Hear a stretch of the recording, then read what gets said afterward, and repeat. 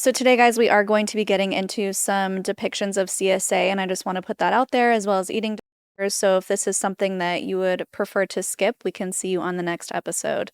I'll never forget my mother saying, like, listen, all of these things happen to you. You're going to have to stop blaming us and you just have to move on. Like, you just have to move on. We're not going to see therapy. Whatever you want us to admit to, we'll admit to, but you have to move on and you're not going to tell anyone. My father, at a certain point, I think it was like February, he sent me a bracelet, which was like something that I can wear in the hand. It had ingrained in it, like, you are my number one. Oh my gosh, that makes me sick. That makes me Yeah. sick. I don't matter. Right? Like, it doesn't matter how I'm going to feel by your doing this. Everything you've done to me, like, I don't matter. Still was not open about what was going on with my parents and how am I going to navigate that? And there's no resources. No one's going to believe me. If I open up more about it, the Jews are going to come against me. Like, doing this podcast sometimes, I've literally, and a lot of it is my nervous system. It's not, but I get fearful that my parents will make me disappear. Like, they will make me disappear, whatever that takes. Mine is the only voice. Wow. What have I been doing? Lay down my autonomy. After that, it got very dark very quickly.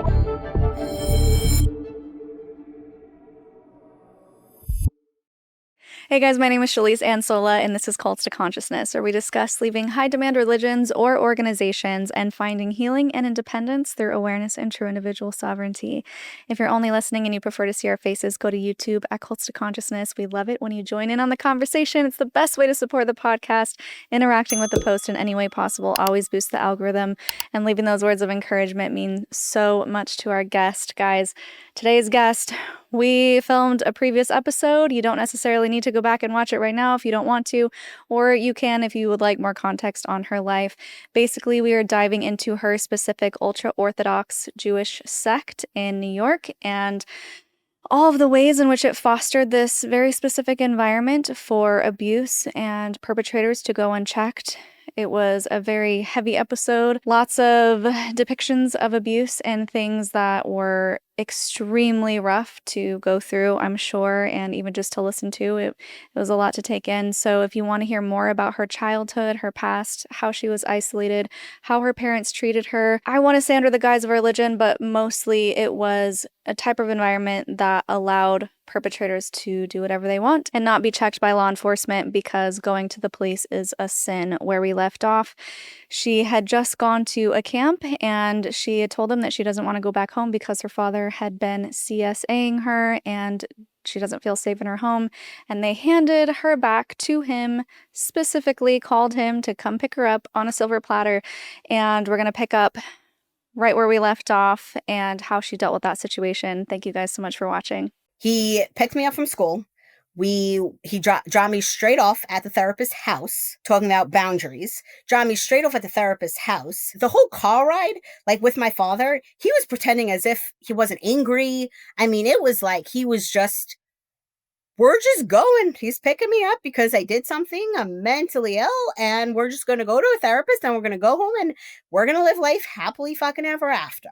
I spoke with the therapist again. Just yes, like, why did you feel the need to say that? Why do you feel the need? And I do remember saying because I didn't feel safe to go home and I didn't want to go home. And I was like, well, if you don't feel safe, then that shouldn't be what you say. There's other steps that you can do. And it was more like, okay. Came home, was home then for the holiday. My parents got me a job in my brother's school to be a kindergarten assistant teacher. So basically after 3 weeks of being in the school, I ended up my rest of 13th grade, I was a kindergarten teacher, assistant teacher in my brother's school. And I was like, okay, now I got to basically figure my life out. I ended up getting my license, got a phone, and it was like, I now need to figure out what I'm going to do. At that point, my parents, I felt like separated or accepted a little bit of a loss of control in a certain way. Or maybe I just felt more like I had more of the autonomy, like I said, to get my phone or do things. Cause like, what else were my parents going to do with me? They weren't just going to lock me in the house, thank God. So like, I ended up doing that. My father continued to sex me. Everyone, not that I had really friends, but like all my classmates, right? We're in school, we're in Israel. I didn't have anyone. I literally just had my father. Him and we became even closer. And I relied on him a lot. I would go to school. I then started, like I said, I volunteered with special needs kids. I was a mess for that 13th grade. Did some like inappropriate things with my father. Were like what I did wasn't okay, or legal, and like it wasn't good. What I was doing wasn't working. Again, my eating disorder, like I started purging even more. I like got super addicted to laxatives. By the time I went into treatment, I was at over 100 laxatives a day of Dulcolax. Like I was dying from laxatives. My mom was still very much like hated me, made it very clear you're never going to amount to anything. You're so fat, and like was super into like my weight. And it just like I'll be eating and she'll take like my plate away from me. Like, you don't need this. Like if I eat like again, like more of like the bread type things. Because I still wouldn't eat chicken or like rice or meats, or like I didn't like any of that. At first I started I'm going to become way more religious. I was like, I'm going to become more religious. I'm going to like cling on to like get into like almost even more culty, right? Like get in. I went to like these shiurim, like these speeches all the time to like try to like something, like cling on to some. I didn't know what else. Like I had no tools. I don't know what to do in this life, like this world, like what am I doing? And I just started clinging on more. And like I said, growing up, my parents, from a religious standpoint, we were more like middle, but it was also we would joke the light on the Sabbath would go from on to off, and we would know that my mom would do it, or we would know like, oops, she might mix dairy and meat. Like she was always very very flaky. But I was like, I'm gonna be like better. So I started, like I said, going to these things. And then at a certain point, I started realizing like there's like other, and still not really knowing what else is out there, but there's other things I could be doing. And I was like, I'm going to get a real job, not like in the school. So I was volunteering for special needs kids. And then I got a job in a pediatric end of life care hospital that was run by an ultra Orthodox person, but a lot of the workers there were not Jewish. And I started volunteering there, working there, like a legit job. I was maybe 19 at this point. I was always the youngest in my class. I kind of skipped a grade, which maybe don't have me be the youngest if I was dumb. But I was, I think, 19 at this point. It was after the 13th grade. And I started working at this home. And that for me was the first time I actually really met non-Jews and sort of like, I'll never forget the first time the social worker, I found out she was married to a woman. And I was like, oh my God, you're a real live lesbian. I didn't know that was a real thing. And she was like, that became the whole joke, like for this nursing home, like, oh, the real live lesbian. Like, I didn't really know. Like, I don't know. Like, I never thought for myself. I never knew anything. And I started seeing like very small glimpses. But me being the like get good type, right? Like for me, it was always like get good, be good. I went and I just invested and indulged in like working in this place, and then started a volunteer organization for sick children and their family members. And I would send Jewish people to other Jewish people if they like in the hospital to spend like all day there, so people aren't left alone. And I would have to like arrange shifts and things like that. That for me was channeling a little bit of my independence. I had over 500 volunteers under me. We helped over 1,500 families. I mean, I was like very, very well known, very, very respected in what I was doing. I started though, like I said, meeting like different people, but I still for me felt like I had to be good and be religious. While this was going on, like very invested, this was definitely on and off. There would be like a week where there was nothing, and then there would be like a week where there was like one day, and then like a week where it was every night. And I feel like for me, again, like I said, it was at the point where I was wanting it. Like I was dealing with people dying every day, right? Like end of life pediatric nursing home. I would go to hospitals and I have to be the hero. Like I've seen over this like 3 years of this organization, over 200 dead people. And I would have to be the strong 19-year-old girl or 20-year-old girl who was so messed up in my head, but present to be strong for these family members. Like, what are we doing here? But I was the hero and I was the good one. So what my outlet was my father. That was my outlet. So it got to the point where it was like volunteering, working, sometimes coming home. Certain points though, I started spending like more time away from home. The environment like at home got a lot worse. My mom never worked until I was, I don't know, maybe 12th grade, maybe even after that. And she started working for this doctor she still works for, and my sister now works for them. It got really bad. Like, my mom's like obsessed. I shouldn't say this because it's gonna be on the podcast, but everyone knows that. She's like, was obsessed with this doctor and just got nauseating. It was like nauseating to be around. Every sentence out of her mouth was about this doctor. So I didn't want to be around. And like one of my siblings were being like severely abused. I was feeling like I was heading in the direction of doing like inappropriate things that would land me up in jail. And I just knew like I kind of needed out. So I would be home a lot less. My best friend had brain cancer, and she ended up in the pediatric home that I worked at. I got her in there for free because she was Orthodox and all of that, and because she volunteered with me a few times before being diagnosed. But I ended up being by her bedside for about 8 months. She ended up on a trach and everything until she died. So I got like very, again, just like invested in these other things. And it was a little bit after, and while this was going on though, behind everyone's back, I started using the phone on Shabbos, on the Sabbath. And I was like, what is so like, and I would be like, what is so bad? Like, if I'm doing this, I used to think to myself, like, I never really had the guilt feeling. Like, when I started doing these things, I know I hear like from a lot of people, they feel guilty. I didn't have the guilt feelings by doing this. I was more like, okay, like, I'm using the phone. And I started doing like small things like that, using the phone. And then like with food, I would like not kosher. I went a couple of times to like Dunkin' Donuts, and I would get like a bagel that wasn't kosher. But like also it was like, I never felt guilty about it. It was more like, I'm just hiding it because I don't want to get punished. Like, that's why I'm hiding it. But other than that, I was like, okay. And it was a little bit after this friend died. Another one of my very good friends who was best friends with Esty, who's my friend who died, was diagnosed with leukemia, with AML. And I then became very heavily invested in her. I flew with her to Minneapolis to treatment for like trial treatment. Like, I became very invested. And again, I'm looked at as the hero, right? Like I'm this, that's how everyone knew me for these few years. Like, I was this hero, and then she ended up passing away. At that point, again, my eating disorder was so bad. I ended up in the hospital a few times myself from dehydration, but no one knew about my eating disorder. Finally went to go see a nutritionist who was Jewish, who was just a piece of crap. And I decided, I help all these other people, I am helping myself. Yeah. And literally on a Thursday, I called Renfrew, which is an facility, because I've sent people there. Like, I've arranged for people to go. And I was like, I'm calling them and I'm going. And I didn't tell work. I was like, I'm not telling anyone. And I called them and they said, you can be admitted as soon as Monday. And I just told them about the eating disorder. They said you could be admitted as soon as Monday. I got admitted on Monday. Didn't tell anyone. Called my parents, my best friend now. I met her. She was admitted that same day. So I met her there. She's like a sister to me. I guess I was very helpless. I came in my skirt, like tight stockings, right? I'm like super Jewish. When they did the intake, I told them, like, I just want to let you know, my work has no clue that I'm here. Like, and I have a very good position in this pediatric nursing home. Like, I was very successful there.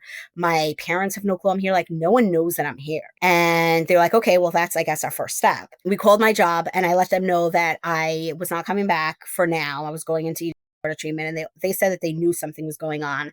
And then I called, I think I called my parents then too, but I told them, I don't remember if it was then or if it was a few days later I told them, but I don't remember how that conversation went, but it hung up and I was basically there then. And after a few days, it was like, okay, we need to do like some some family therapy. And we got my parents on the phone, and my parents refused family therapy. And they were just yelling and saying that I'm crazy. They're not doing family therapy. They didn't want to hear anything. And they just didn't even want to hear anything. It was just, we're not doing family therapy. We're not doing family therapy. I did not speak up about any physical abuse. I did not speak up about any, like, I was very, very silent at that point. And I was more like, I just need help. I was like, just help me. Like, literally just help me. Basically, after a few weeks, I started speaking up more about physical abuse. And it was like, and about the past. And it was like, we need it, like, again, in order for you to go back home, because in the Jewish religion, you live with your parents until you're married. For my dating life, you do matchmakers and all of that. I've only ever gone on 2 dates. My mom did not allow me to go on any matchmaking dates until I would lose weight. And so she wouldn't allow me go. I went on 2 dates. Both of the dates I wanted to continue on after the first date with 2 different people. And this was all in a period of 3 years, 4 years, which most people, you go on many dates, but they both called the matchmaker to say no. One, because he had diabetes and I guess that looks bad. And the other one, my parents just said no. But like, so that was control too. Like I couldn't even date. So anyways, I was living with my parents. Like I would never get married off. Like, and I feel like that's part of why I went into the treatment too. I'm like, I need help. They ended up coming on site to visit my parents during visiting hours. They found out when visiting hours, they came on site. And when I tell you that my parents showed up like life is fine and dandy, they showed up like life is fine and dandy. We're here for visiting hours. I remember just being completely like shocked, like my body. It was a 3-hour drive for them. I didn't know what to do. We sat there. I remember we sat outside. My mom ended up purging on site. One of the counselors heard her purging on site, thought that she was a resident. My dad, and then like she came out. We were sitting out front. I'll never forget my mother saying, like, listen, all of these things happen to you. You're going to have to stop blaming us and you just have to move on. Like, you just have to move on. We're not going to see therapy. Whatever you want us to admit to, we'll admit to, but you have to move on and you're not going to tell anyone. And I remember just being there and like, we were like laughing and whatever. And then my father was at a certain point, he was inappropriate with another resident on site and made her feel uncomfortable. So she reported it to a counselor and my parents were kicked off property and were told my father, there was a photo of my father there who was banned and was told that they're not allowed to come back on site. The therapist at that point was trying to ask me, has there ever been any abuse? No, I denied it all from head to toe. Like I denied it. I was like, no, there's nothing, there's never been, there's nothing. But they were banned from site. After about 6 weeks, insurance cut me and it was time for me to go home. And I called my brother to come pick me up. I was like, hey, gotta go home. I come pick me up. I then get a call. He was on his way already. I then get a call to the front desk that the owner wanted to meet with me, the owner of Renfrew. And I met with the owner of Renfrew, and it happened to have been, again, like, I met him once. No one really knows him. I met him once because I thought he was a family member and he was touring. And I told him like good things about the place. So he kind of knew of me because I was telling him good things about the place. I went into the other building and I sat down with him and he said, listen, I have never done this in 30 plus years. Your therapists don't want you to go home. I'm willing to allow you to live at Renfrew for free. I'll set you up with an occupational therapist so you can like kind of figure out how to like integrate back into the community if you're willing to take this opportunity. And I jumped on it. I was like, yep, yeah, I'm good. So called my brother, told him not to come pick me up. My brother lost it. Really, I just said that insurance was keeping me here long. I didn't really say much. And I ended up staying at Renfrew for another couple of months, was living there, like more of like my house. I wasn't doing like all of the treatment and everything, but they had me hooked up with an occupational therapist who drove me 3 hours home when my parents wouldn't be home to pick up anything that belonged to me at the house. And again, I still spoke nothing about the sexual abuse. And I went back to treatment. In there, I was not keeping the religion just because, but I was still wearing all my skirts and everything because I didn't have pants or anything. But it was more like religion for me at that point wasn't so much like a focus. Like I didn't care either which way. But then there's a religious community where near Renfrew, a Jewish Orthodox. So I was like, okay, well, I'll go live obviously at this community. And we called organizations there and they were very nice, but it was basically like their help was limited. I had to find a job. I ended up getting a job at a nursing home, working as a social service coordinator, which is kind of like a social work in a secured behavioral dementia unit. It was half dementia, half behaviors. But I didn't have a house. I didn't have anywhere to live. So I would go from Renfrew to my job and then go back home, secured unit to my job. So obviously I'm good at, right, like masking. But again, no like friends, like still very lonely, like just feeling like a little bit free, but still not free. Didn't know how I was going to navigate out of there. Still was not open about what was going on with my parents and how am I going to navigate that? And there's no resources within like, no one's going to believe me. If I open up more about it, the Jews are going to come against me. Like doing this podcast sometimes, I've been having the last few, like I literally, and a lot of it is my nervous system. It's not, but I get fearful that my parents will make me disappear. Like they will make me disappear, whatever that takes. And I've had that fear like very much, but not being able to even work through that fear when, just in Renfrew. But basically I ended up moving to the Jewish community and eventually got an apartment, was paying my rent, very functional for 2 months. And I went back home for my brother's bar mitzvah. And my father said me then. And I started driving back and I was going to kill myself. So the police found me. I was swerving. They didn't know how high I was in Ativan because I got a hold of Ativan and overdosed on my way back. And they basically ended up, I was explaining how tired I was. I just came from home. I ended up getting home. They allowed me to drive home because I was almost at home. And I saw the therapist the next week, and she was like, still not my outpatient therapist. And she was still like, I'm not, not totally sure what was going on. But was like, obviously seeing your family really triggers you. You need to set boundaries. You can't see your family or like speak to your parents. So I called my parents and that night, and I let them know that, we need boundaries. I'm working on my recovery. I can't speak to them. The next day, my father shows up at my workplace. So he found out where I worked, and he showed up at my workplace with two of my siblings, younger little siblings. I don't know how old they were at that point, maybe 11 and 13. So, you don't want to speak to us like, we love you, I love you. And like, he showed up at my workplace. I didn't know what to do. I showed him around the workplace and my job. And then that night, I was going to an art therapy class. And at the art therapy class, I had stroke-like symptoms. I completely passed out. I had complete one side paralysis, ended up in the hospital, was there for over a week. I needed to learn again how to walk, couldn't talk for a few weeks, but where was I going to go home to? Going home, I lived alone. I didn't know anyone. Like, yeah, the Orthodox community, but like, I honestly didn't even feel safe around them because of things that they've done. And it was very conditional, but it was like, where am I going to go to? So I called Renfro and I told them what was happening. And again, didn't open up the section.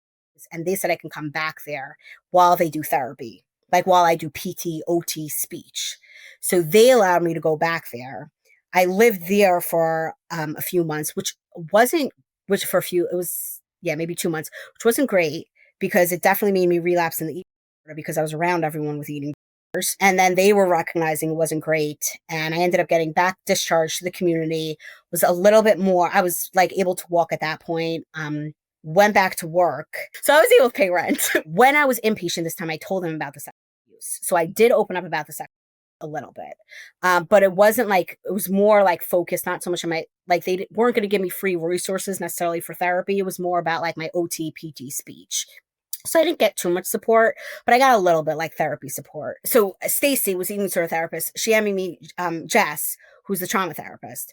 After a few sessions with this trauma therapist, the trauma therapist decided that seeing an eating disorder therapist was just exacerbating symptoms. I ended up relapsing again in the eating disorder, and I was heavy on laxative. I ended up in eating disorder, like acute hospital setting because I was vomiting blood and needed like a feeding tube. I wasn't great. So she decided that it's me seeing an eating therapist is feeding into my eating because it's becoming like a thing, like a coping skill. So she thought it was a good idea for me to stop, just see her twice a week. So I started seeing Jess twice a week.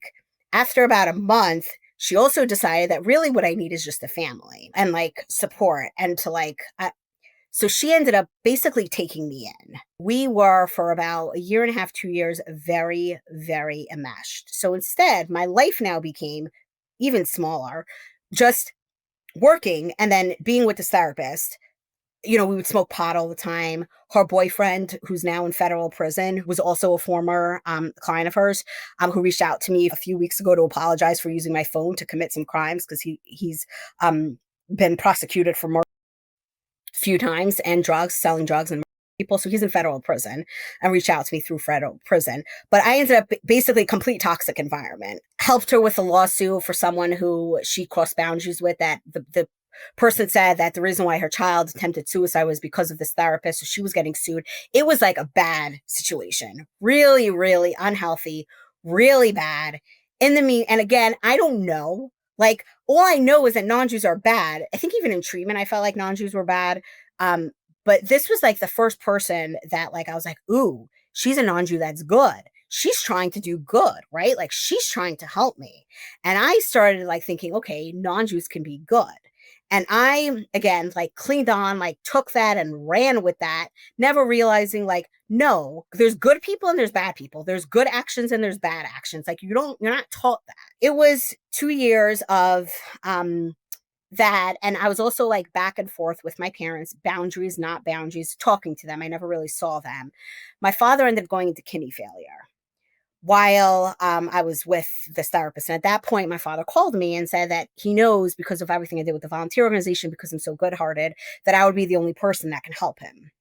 And he wanted me to donate a kidney. And Uh, yeah. hold And on. we, Hold on, T.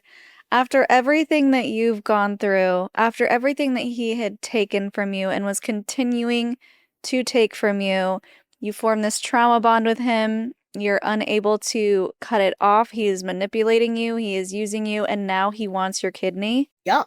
And again, I want to do good. I was all for it. Didn't end up giving him my kidney, wasn't approved. But I was, all for it. I remember for me in my life, this period of time for him needing the kidney was a very, it was also a dark time for me. Like I felt like, again, like he also had a stroke too. But the kidney was because while he was on dialysis, he had a stroke while needing the kidney, but he's still he seems still functioning human being, because he emailed me a year ago saying your old man is getting old, and I want to talk to you. It for me exacerbated suicidality. Like ugh, yeah, it wasn't a good time. Again, it was pretty much a very dark time. My therapist ended up coming with me to go visit him in the hospital. Came back home, back to the therapist's house, and then I just started doing, like, again, I smoke pot like every night with her. We just would do pot all the time. And then we ended up throughout like September of, I wish I can remember the years. September, I think it's of 2017, maybe, or 2018. At that point, her boyfriend, who was also with us all the time, he was very toxic, a lot of anger issues, almost drove straight into her house once with us in the car, like very, very not good. And in September, I still had like my own house apartment, although I was barely ever there. One weekend I couldn't be with her. It was like really bad with him. And I remember I wanted a massage. And again, like I still wasn't living life. I'm just me. And I feel like so many people do this. It's like when you leave the religion, you just cling on to like an eating disorder, you cling on to alcohol, you cling on to like a person, right? You cling on to anything that's going to make you feel good. So I didn't know what life was at that point still. And because she was the only therapist I was seeing, not even seeing anymore. I was living with her. So I never officially saw her. And I called a massage therapist to come to the house.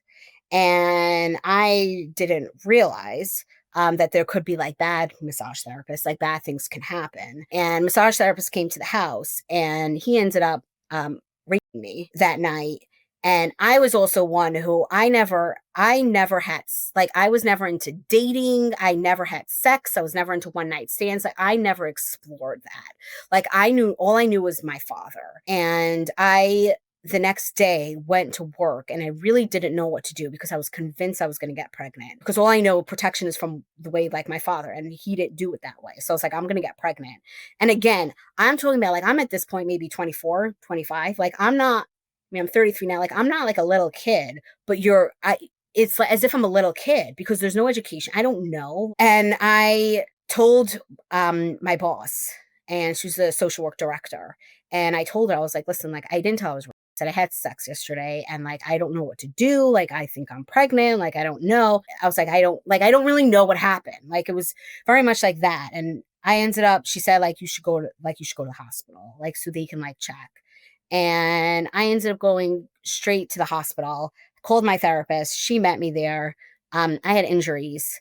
They had to take photos. They had to do testing. It wasn't good. And that kind of sent me completely spiraling again to like, I can't keep myself safe. Like again, because I didn't know, like I moved, my car was packed with things. I left my car unlocked. My car was stolen for 3 weeks. Like I've always had like these things always happen to me because I didn't know how to keep myself safe. Like I had a robbery in my apartment. Like I didn't lock it. I didn't know, like kind of the same thing of like brushing your teeth. And like, I didn't know like what I'm supposed to do. So that was bad. September, that happened. And then in December, things were really bad with the therapist and her boyfriend, which is ultimately making it really bad for me. And in December, I went home for Hanukkah.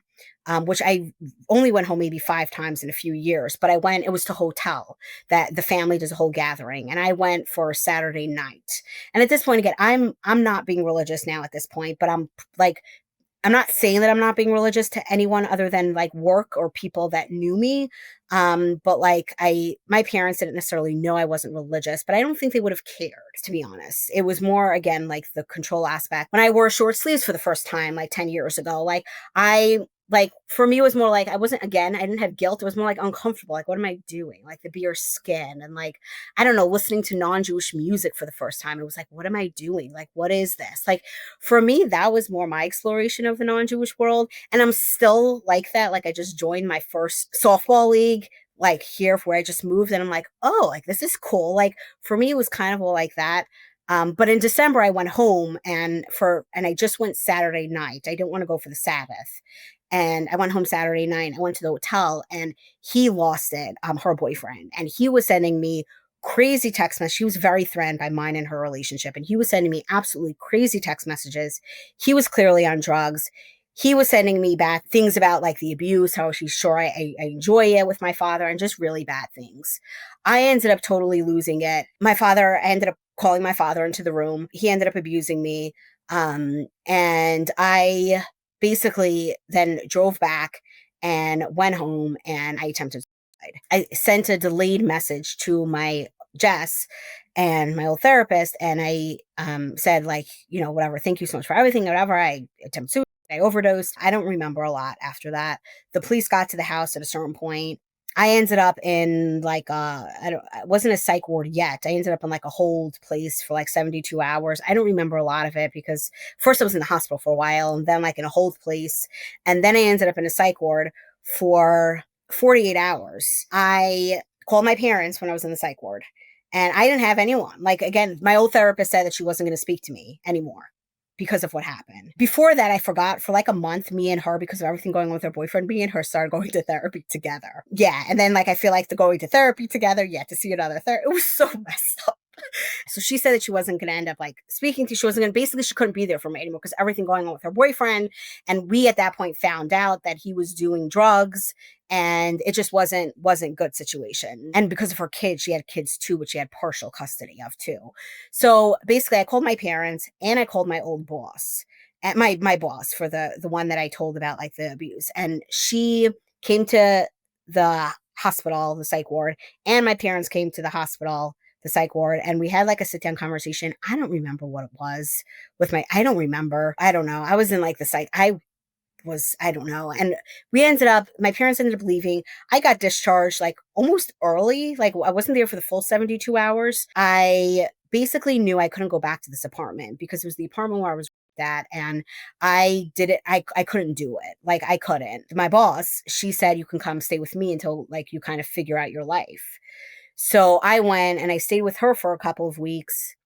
In the meantime, I called a bunch of therapists to try and get in. They didn't even set me up with IOP, PH, nothing. It was like, basically, again, like, because I can present, right? Like, I'm going to just go back to work. I'll be okay. I'll see a new therapist. No one really cared. Like, it was all part of the, like, no one really, and I still sometimes feel like that. No one really cares. And I ended up living with the social worker, boss, for a few weeks. And I ended up moving to Phoenixville, Pennsylvania. So a different part of Pennsylvania, like 45 minutes away. It was much closer to work. And I called a few therapists. I ended up finding one therapist who I still see her till this day. She has amazing boundaries and she is literally the best therapist. And her boundaries are sickly good with compassion. And has been a lifesaver for me. But I ended up seeing her continue to work in this nursing home. I found an apartment there, only lived with my old boss for a few weeks, found an apartment and just basically started living alone. Still very confused. I was still in touch with this old friend of mine who was Jewish. She tried setting me up with a Jewish boy. And I was like, okay, maybe I will become back religious. Like I was very much like back and forth, but like totally lost. And I ended up like dating this guy for like a few times. I only met him once in person. We were doing everything through phone. I met him once in person. He came up and we went like, I don't know, we did like miniature golf or something because he was like more modern. I was more modern. And I was like, yeah, no, like what am I doing here? Like, I'm not, I don't like, I have no feelings for men. Like I just didn't. And he who's butthurt. He's like, everyone only wants to be friends with me, whatever. But I was like, yeah, you're good. Like, just go. We ended up, I lived in this apartment. I ended up like back and forth with my parents and speaking to them. Like, yes, I'll speak to you. No, I won't speak to you. I ended up getting completely blocking them when my father at a certain point, I think it was like February, he sent me a bracelet, which was like something that I can wear in the hand. It had ingrained in it, like, you are my number one. Oh my gosh, that makes me sick. That makes me Yeah, sick. It's so controlling. It's so disgusting. The audacity, the lack of self-awareness, the audacity. I don't know how else to describe it, but it's shocking to anyone who is not in that mindset. Just outsider looking in, what the hell? Yep. Like for me, and we'll say this is all therapy work that I always do, that I have to continue doing, and I've made so, but progress. But for me, like, it makes me feel like a piece of shit. Like, I don't matter, right? Like, it doesn't matter how I'm going to feel by your doing this. Everything you've done to me, Exactly. like, I don't matter. At that point, that broke me. I ended up going, I was like, I needed more support than this one therapist. And I did, like, I myself, like, I was like, I know, like, I need more. And I did some like outpatient 3 days a week, like, day thing. And I took FMLA from work, but I was also, my body reacts physically a lot. So it was more, everyone knew I started having like spasms, and, it was more like physical. No one really knew what was going on mentally.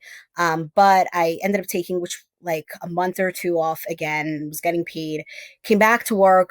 Someone who I would refer a lot to assisted living facility, they approached me and they were like, we really love your work ethic. We're looking for a personal care coordinator. Would you be interested at one of the Sunrise Senior Living? And I ended up getting a job there. It was a huge pay increase. Again, like, very prominent job. They ended up paying for me to go, like, they knew nothing about my history. It's all like, again, I portray this like very competent, but meanwhile I'm floundering. Like, I don't know what is going on. Like, I don't know what I'm doing in this world. I ended up getting a job there, and I got my administrator's license, became an executive director of this large assisted living facility, still not really knowing what life is. Like, the following year, so in, like, I don't know, in 2019, I was like moving up very high in the company. There was one guy who was making me, the court case is still going on, by the way. So I still am having court for this massage therapist, the rape. So court's still going on. I'm back and forth. I show up to court, it gets postponed. It made it past the preliminary hearing. We were waiting for jury trial. Like, all of that's also going on. And I basically try to figure out like how to get my life together. I spent like 6 months in and out of suicide ideation. I was a mess. I was just clinging on to whatever I could get. I really didn't have any friends. Like, again, like, where am I going to meet friends? I joined finally a yoga studio, and I made some friends in a yoga studio, and that was super cool. Some real good close friends, but again, still just grasping and lost. The court cases were a lot. He ended up in 2019, he ended up pleading guilty and served like 3 years probation and some other things, whatever. So he ended up pleading guilty. So I ended up not having to face him after the preliminary hearing. The preliminary hearing, that was a mess. So 2019, I've moved into a new apartment. So in this other Phoenixville apartment I was living in, I have two cats. I had two cats. My old therapist, came with me to get cats. I was always scared. Jews don't really have animals, where I grew up at least, and animals are very scary, specifically cats, because I felt like cats were, you're told a lot of them are Gilgals. They are like reincarnation, which is what my sister had said that I am. So like, I was very scared of cats, but I knew I didn't want a dog. I couldn't like care for a dog. I never cooked. I didn't clean. Like, again, living in all these houses alone, I never cooked or cleaned. I had tuna and eggs and chips and pretzels. I think that's all I lived on for about 4 years. Like, and like, people didn't even realize that I didn't know to do these things, right? Like, you don't even realize like that people don't know the basics. I had 2 cats, which the first cat, poor cat, I fed her real food initially because the therapist also didn't realize that I didn't even know there's like things cat food. So I would feed her like real food, and until she got so sick.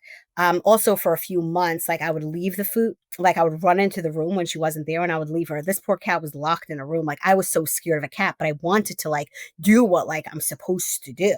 Like the therapist, like, yeah, like people have animals. If you live alone, you get animals. So like I would try that.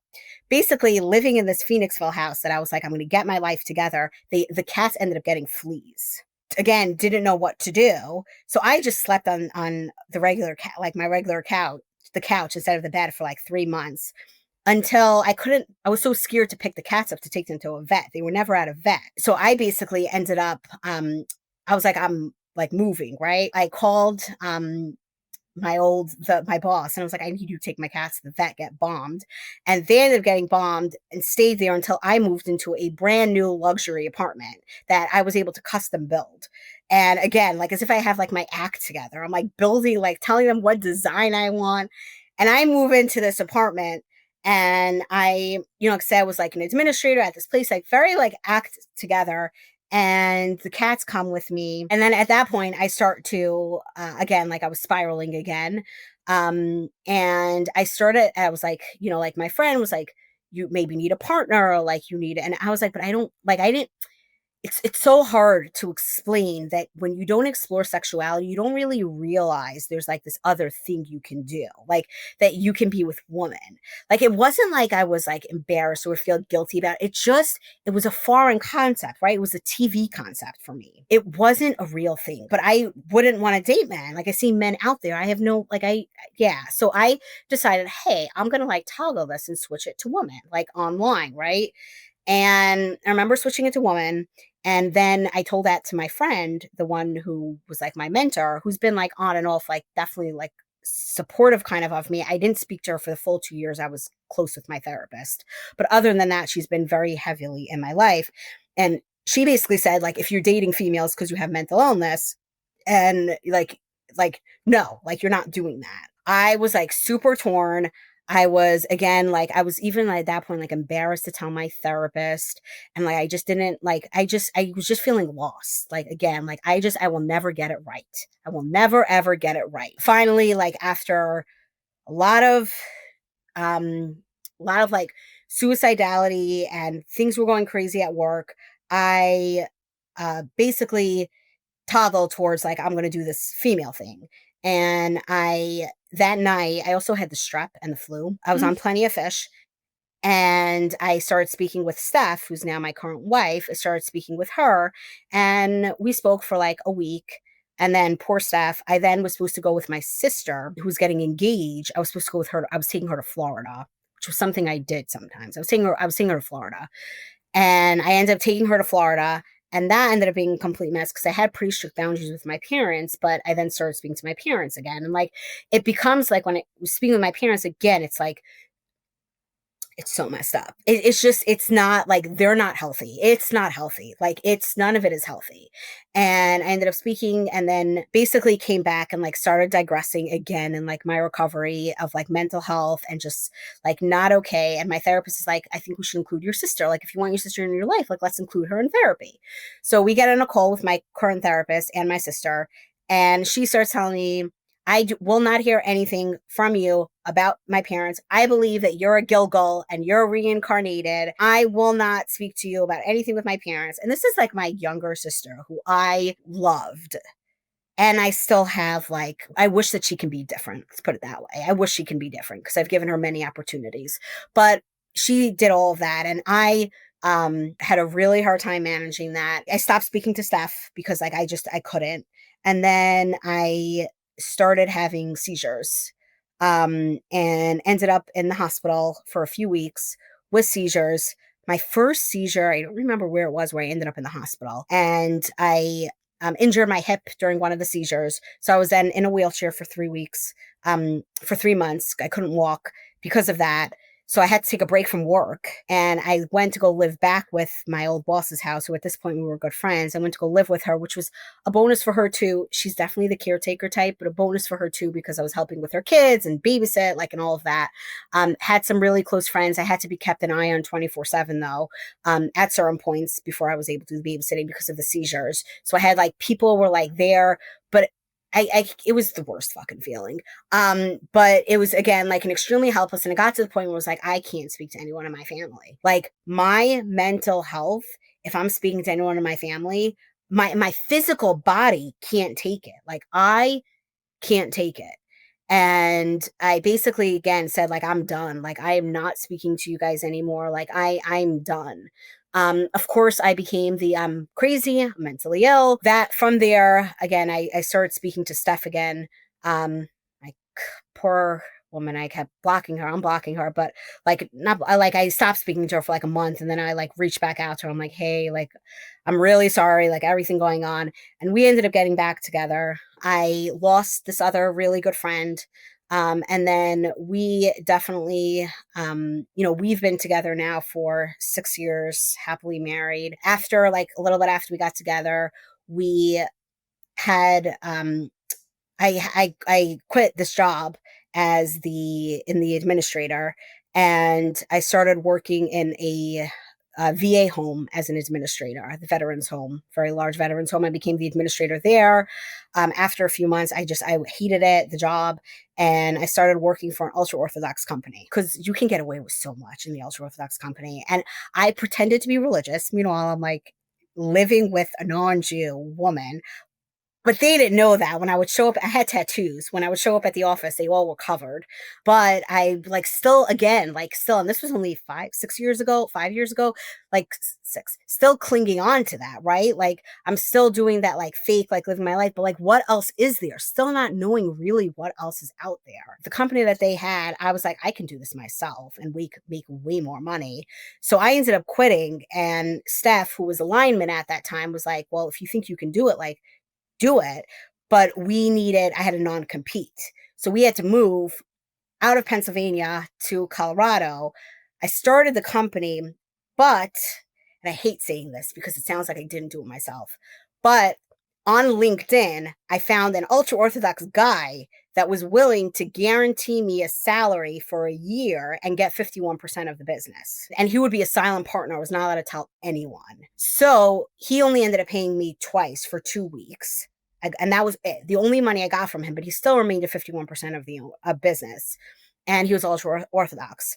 I got sued. The Jewish company I worked for before sued me for my non-compete. I had to deal with that. What I do is I assist seniors, nursing homes, and attorneys with the Medicaid process so they can save money if they need to go into a nursing home. And most nursing homes are owned by Jews. It's the truth.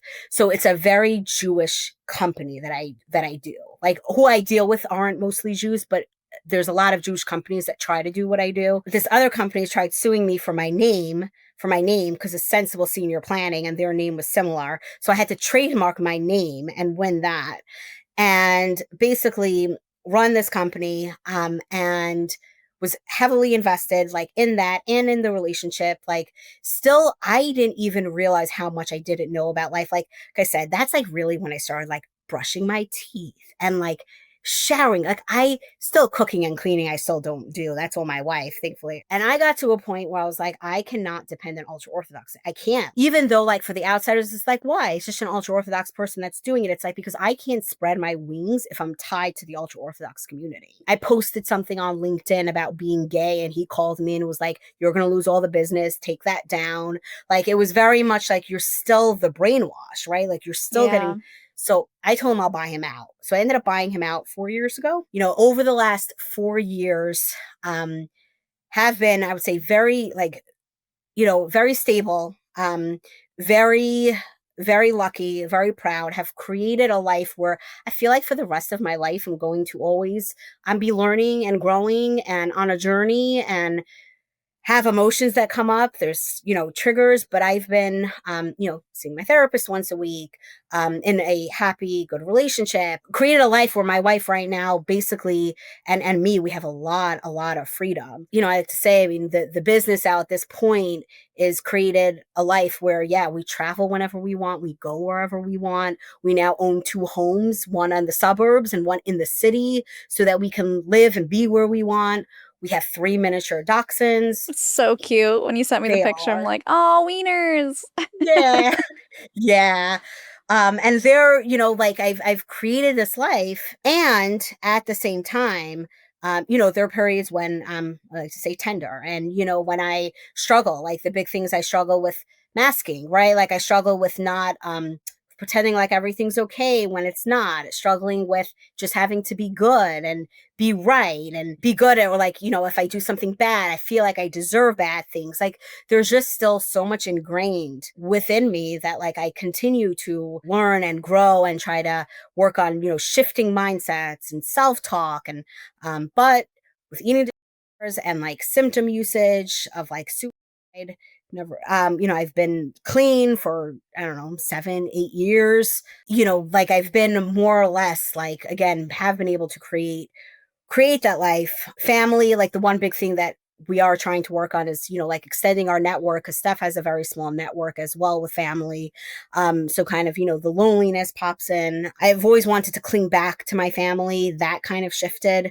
Have tried over the last couple of years, really more very heavily 6 months, writing very strong letters to my siblings. Like I would love, like, stop with I get like messages like, hey, it's your birthday today. I'm going to buy, I'm going to send you a photo because I'm going to get a cake for you and celebrate with our kids. And I'm like, I've never even met your kids. Like, what are you doing? And I would just like take those things and then like internalizing it.